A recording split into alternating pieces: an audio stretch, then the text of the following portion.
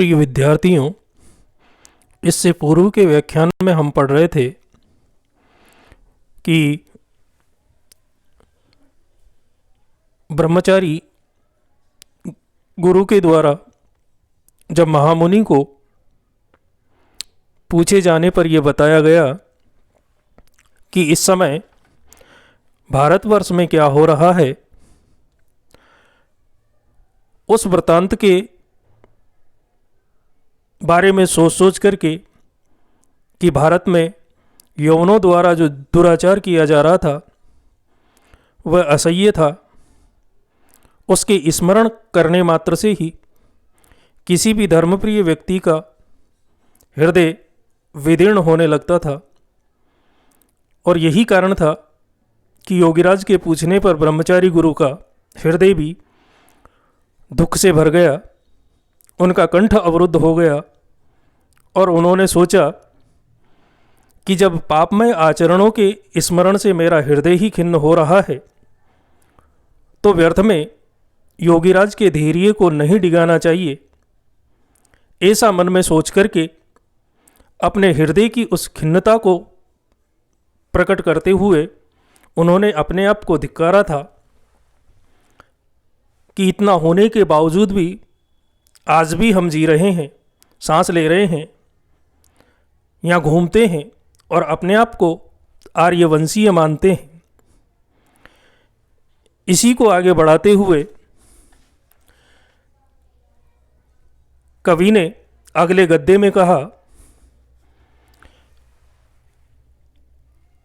कि उपक्रमम आकर्ण्य अवलोक्य च मुने विमानयमानम हरिद्रा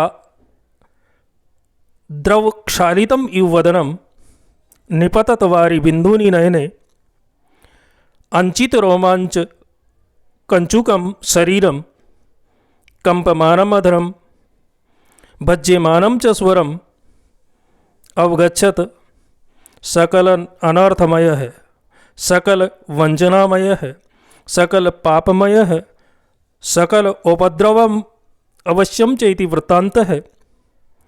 अतएव तत्स्मरण मात्रेणपि खिद्यति एष हृदय तत् न अहम एनम निरर्थम जिग्लापिष्यामि न वा खेदिष्यामि इति च विचिन्त्य। कहने का तात्पर्य है कि उपक्रमम आकर्ण्य अवलोक्य च, इस वृत्तांत को, इस उपक्रम को सुन करके और मुने विमनायमानम ब्रह्मचारी गुरु के हरिद्रा हल्दी से सने हुए क्षालित इव वदनम धुले हुए मुख के समान, अर्थात ब्रह्मचारी गुरु के हल्दी से धुले हुए के समान उदास उस मुख को, जिससे कि निपततवारी बिंदुनी नयने आंसू बरसाते हुए नेत्रों से, अंचित रोमांच कंचुकम शरीरम, रोमांचित शरीर से, कंपमानम अधरम, कांपते होठ, और भज्यमान स्वरम, और लड़खड़ाते हुए स्वर से, उसके लड़खड़ाते हुए स्वर से अवगच्छत, योगीराज तुरंत समझ गए, ये समझे कि सकल अनर्थमय है, ये सारा वृत्तांत अनर्थों से परिपूर्ण, सकल वंचनामय है, ठगी से परिपूर्ण, सकल पापमय है, पापों और सकल उपद्रवच्च अवश्यम, उपद्रवों की घटनाओं से भरा हुआ है। योगीराज तुरंत ये समझ गए उनके चेहरे को देख करके कि ये सारा का सारा वृत्तांत अनर्थों, ठगी, पापों और उपद्रवों की घटनाओं से भरा हुआ है। इति, और यही कारण है कि तत्स्मरण मात्रेणपि, उसका स्मरण करके ही खिद्यते च हृदय, इनका जो हृदय है वो अत्यधिक दुखी हो रहा है।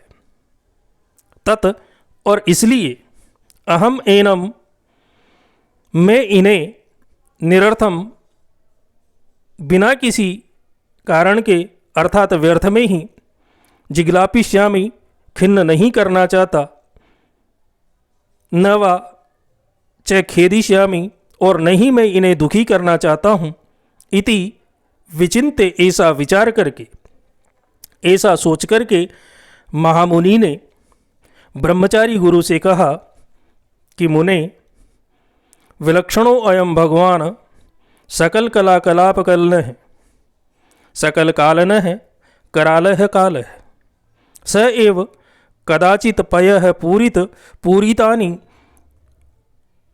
कूप और तलानी मरु करोति, सिंह, व्याघ्र, भल्लूक, गंडक, फेरु, सस, सहस्त्र व्याप्तानि अरण्यानि जनपदी करोति। मंदिर प्रसाद, हरमे है, श्रृंगाटक, चत्वार उद्यान, तड़ाग गोष्ठमयानि नगराणि च काननी करोति। निरीक्ष्यतां कदाचित अस्मिन् एव भारतवर्षं यायाजुकै राजसूय आदि यज्ञ व्यजासित, कदाचित इह एव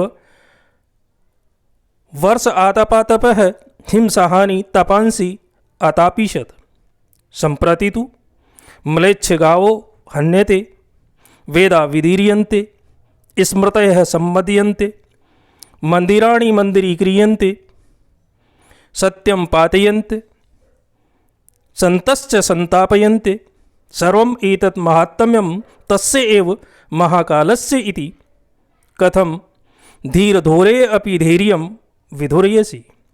शान्तिम् आकलय्य अति संक्षेपेण कथय यमन राज्य वृत्तान्तं, न जाने किम इति अनत्यावश्यं कमपि श्रूयते मे हृदयम् इति कथित्वा तूष्णीम अवतस्थे। अर्थात कहने का तात्पर्य है कि महामुनि के द्वारा ब्रह्मचारी गुरु की स्थिति को भांप करके उन्होंने उन्हें दुखी न करने के इरादे से कहा कि मुने, हे मुनि, विलक्षणो अयम भगवान, ये भगवान शिव बड़े ही विलक्षण हैं, जो सकल कला कलाप है कलन है, जो समस्त कला समूह के निर्माता हैं, और सकल काल कलन है, और सबका संहार करने वाले। हे मुनि, समस्त कला समूह के निर्माण करने वाले और सबका संहार करने वाले भगवान महाकाल अर्थात शिव बड़े ही विलक्षण हैं। स एव कदाचित, और वो ही कभी, पय है पूर्पूरितानि, प्रवाह से परिपूर्ण, कपूरतलानि, समुद्र तलों को भी मरु करोति, मरुस्थल बना देते हैं। वो ही जलों से परिपूर्ण समुद्रों को भी मरुस्थल बना देते हैं, और जहाँ पर सिंह, व्याघ्र, भलूक, गंडक, फेरु, सस, सहस्त्र व्याप्तानि अरण्यानि, सहस्त्र यानी हजारों, सिंह है शेरों, व्याघ्र है बाघों, भल्लूक भालुओं, गंडक गेंडों, फेरु सियारों, सस और खरगोशों से व्याप्तानि, जो व्याप्त अरण्यानि जंगल हैं, उन जंगलों को भी जनपदी करोति, नगर बना देते हैं। मंदिर प्रसाद, और मंदिरों को, प्रसाद राजमहलों को, हरम्य है महलों को, श्रृंगाटक चौराहों को, चत्वार चबूतरों को, उद्यानानि उद्यानों को, और तड़ाग गोष्ठानिमय है, और गौशालाओं से भरे हुए नगराणी नगरों को भी काननी करोति, वो जंगल बना देते हैं। निरीक्ष्यताम, और आप ही देखिए कि कदाचित किसी समय अस्मिन एव भारतवर्षे, इसी भारतवर्ष में यायजुकई यज्ञ करने वालों ने राजसूय आदि यज्ञ व्ययाजिसत, राजसूय आदि यज्ञ किए थे, और कदाचित और कभी यह एवं यहीं पर वर्षा आतपः, वर्षा, आंधी, तप, धूप और हिमसहानी और हिमपात को सहन करते हुए तपांसी अतापिशत तपस्याएं की गई थी। लेकिन संप्रति तो, किंतु इस समय तो म्लेच्छ गावो हन्यते, म्लेच्छों के द्वारा अर्थात मुसलमानों के द्वारा गायों को मारा जाता है। वेदा विदीर्यन्ते, वेद की पुस्तकों को फाड़ा जाता है। स्मृतय संबध्यन्ते, स्मृतियाँ कुचली जाती है। मंदिराणी मंदूरी क्रियते, और मंदिरों को घुड़साल बनाया जाता है। महामुनि के कहने का तात्पर्य था कि हजारों शेरों, बाघों, भालुओं, गेंडों, सियारों और खरगोशों से भरे हुए इन जंगलों को भी वो नगर बना देते हैं, और वो चाहें तो मंदिर, राजमहल, महलों, चौराहों, चबूतरों और सरोवरों तथा गायें जिनमें भरी हुई है ऐसी गौशालाओं से परिपूर्ण नगरों को भी जंगल बना देते हैं। और आप ही देखिए कि कभी इसी भारतवर्ष में यज्ञ करने वालों ने राजसूय आदि यज्ञ किए थे, और कभी यहीं पर वर्षा, आंधी, तूफान, धूप, हिमपात आदि सबको सहन करते हुए तपस्याएं भी की गई थी। किंतु इस समय सब कुछ उल्टा है कि मुसलमानों के द्वारा गायों को मारा जाता है, वेदों की पुस्तकें फाड़ी जाती है, स्मृतियों को कुचला जाता है, मंदिरों को घुड़साल बनाया जाता है, और सत्य पातयंत है, सतियों के सतित्व को नष्ट किया जाता है। संतश्च संतापयन्ते, और सज्जनों को कष्ट पहुंचाया जाता है। सर्वम एतत् महात्म्य तस्य एव महाकालस्य इति, सर्वम एतत्, और ये सब तस्य एव, उसी महाकाल की महात्म्य महिमा है। और ये सारी की सारी जो घटनाएं हैं वो सब उसी महाकाल की अर्थात शिव जी की विलक्षण महिमा है। इसलिए कथम धीर धोरे अपि, आप धैर्य को धारण करने वालों में सर्वश्रेष्ठ होकर के भी धैर्यम विधुरयसी, धैर्य क्यों खोते हैं।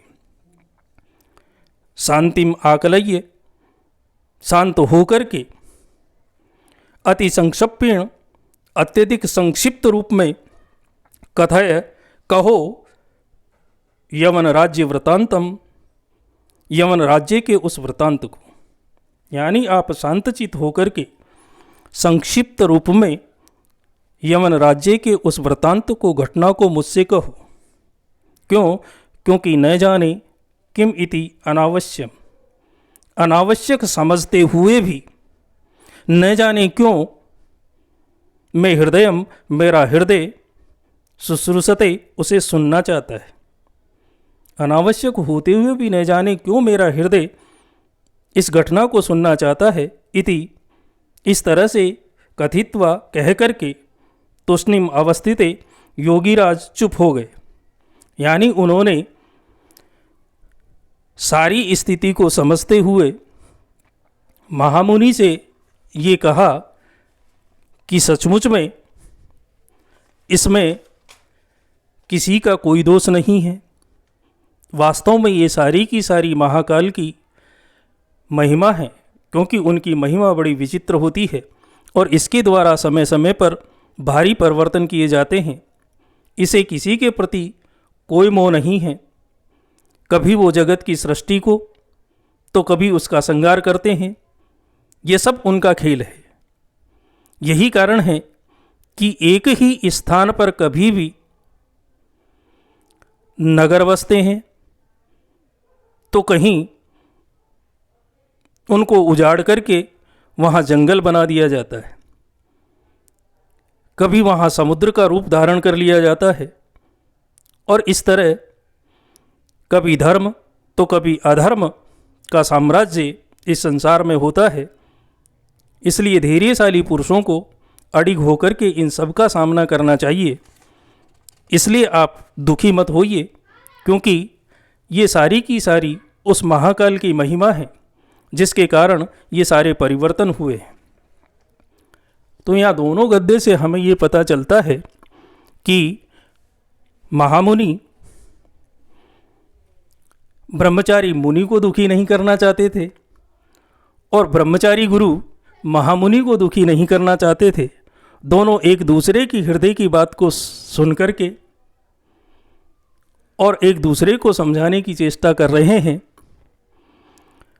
ब्रह्मचारी मुनि अपने आप को धिक्कार रहे हैं ये सोच करके कि अनावश्यक योगीराज को क्यों दुखी किया जाए, उनके मन को क्यों खिन्न किया जाए।